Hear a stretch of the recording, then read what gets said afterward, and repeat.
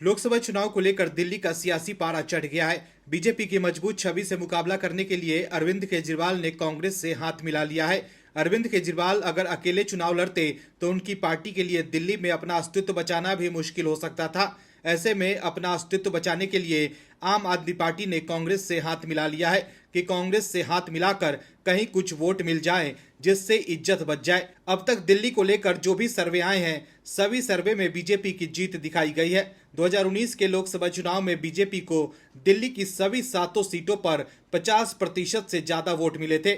ऐसे में आप और कांग्रेस के लिए मिलकर भी बीजेपी को हराना असंभव जैसा है। इसके लिए उन्हें बड़ा उलटफेर करना होगा। लेकिन अब आप और कांग्रेस के लिए ऐसी बुरी खबर आई है जिसके बाद जेल में बंद अरविंद केजरीवाल की नींद गायब हो गई होगी। क्या है खबर, बताते हैं आपको इस रिपोर्ट में। दरअसल दिल्ली में आम आदमी पार्टी और कांग्रेस के बीच गठबंधन तो हो गया, लेकिन दिल्ली कांग्रेस चीफ अरविंदर सिंह लवली के इस्तीफे के बाद राजनीतिक परिस्थितियां बदली हुई नजर आ रही है। यही कारण है कि बीजेपी ने इंडी गठबंधन पर हमले और तेज कर दिए हैं। वहीं इस बीच अब मायावती की बहुजन समाज पार्टी को भी राष्ट्रीय राजधानी में सियासी फायदा दिख रहा है और पार्टी ने शहर की 7 लोकसभा सीटों पर प्रत्याशी उतार दिए हैं। वहीं आप और कांग्रेस की सबसे बड़ी मुसीबत यह है कि लोकसभा चुनाव 2024 में बसपा ने मुस्लिम समाज से 2 टिकट दिए हैं। मुस्लिम वोटर्स दिल्ली में भी कांग्रेस और आम आदमी पार्टी को वोट देते हैं, लेकिन अब बीएसपी द्वारा मुस्लिम उम्मीदवार उतारने से मुस्लिम वोटों का बंटवारा हो सकता है, जिसका खामियाजा विपक्षी गठबंधन को ही भुगतना पड़ सकता है। बता दें कि फिलहाल दिल्ली में 20% दलित वोटर्स हैं और दलित बीएसपी के कोर वोटर्स हैं।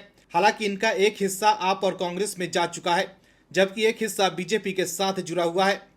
ऐसी स्थिति में दलित बहुल सीटों पर अन्य जातियों का वोटर निर्णायक भूमिका में होगा। पिछले चुनाव में बीजेपी को सभी वर्गों का समर्थन मिला था और दिल्ली में लगभग 58% वोट हासिल हुए थे। बसपा ने 2 मुसलमान कैंडिडेट्स को टिकट दिया है। इससे मुस्लिम वोटों में सेंध लगेगी। अभी मुस्लिम कांग्रेस और आप के वोटर हैं। यदि बीएसपी 1-2 सीटों पर भी संघर्ष को त्रिकोणीय बनाने में सफल हो गई तो इससे हुए वोट बंटवारे में निश्चित तौर पर बीजेपी एडवांटेज की स्थिति में रहेगी। साल 2014 और 19 में गैर जाटव और गैर यादव ओबीसी को साधने से बीजेपी को सोशल इंजीनियरिंग का फायदा मिला था। ऐसे में इस बार के लोकसभा चुनाव में भी दिल्ली में बीजेपी सबसे आगे दिख रही है। दिल्ली के लोग बीजेपी के साथ मजबूती के साथ खड़े हैं और एक बार फिर वो पीएम मोदी को प्रधानमंत्री देखना चाहते हैं। तो देखा आपने कैसे बीएसपी ने दिल्ली में 7 सीटों पर अपने उम्मीदवार उतार कर आप और कांग्रेस की टेंशन बढ़ा दी है।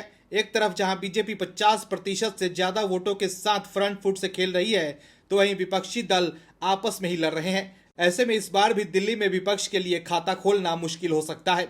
Bureau report, OMH news. और भी वीडियोस देखने के लिए चैनल को सब्सक्राइब करें और बेल आइकन को दबाएं।